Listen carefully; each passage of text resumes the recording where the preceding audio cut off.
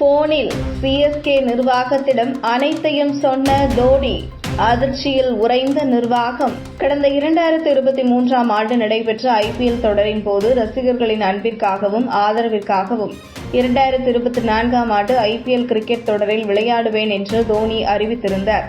அதன்படி இந்த ஆண்டு இந்தியாவில் நடைபெற்ற 17வது ஐபிஎல் தொடரின் முழு தொடரிலும் பங்கேற்று விளையாடியிருந்தார். அதோடு பினிஷராகவும் சென்னை அணிக்காக அசத்தியிருந்தார்.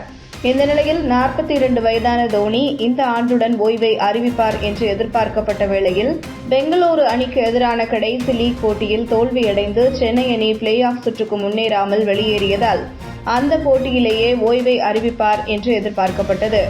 ஆனாலும் பெங்களூரு அணிக்கு எதிரான போட்டி முடிந்த பின்னர் எந்த ஒரு அறிவிப்பையும் வெளியிடாமல் தற்போது தோனி தனது சொந்த ஊரான ராஞ்சிக்கு சென்றுவிட்டார்.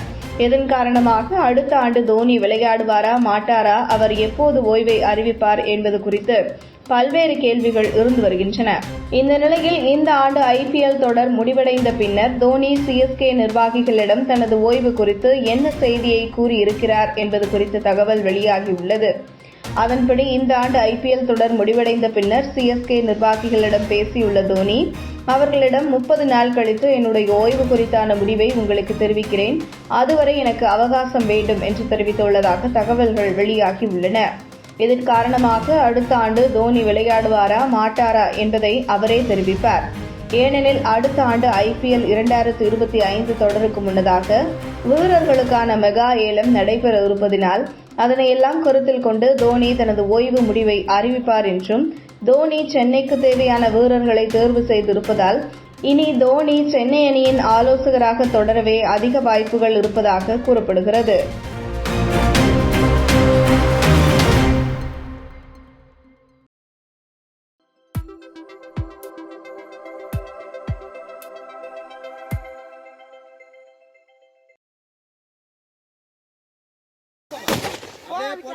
போட்டோம் காட்டி போட்டு வாங்க.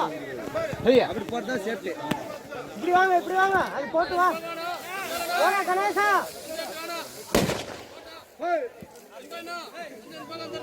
போடா. சிம்பைனா இப்படி தாவனா சித்தாவனா இப்படி அட விட்டுருங்க நான் போட்டோம். விட்டுறணும்.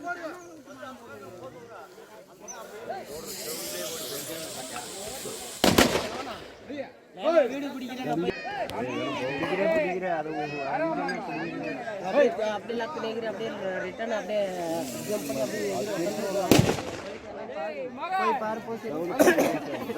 நீ சொல்ற எல்லாரும் சொல்லிட்டு பாக்கலாம்பா. அப்படியே போறேன்னு பாக்குங்க. சைடு போயிடானா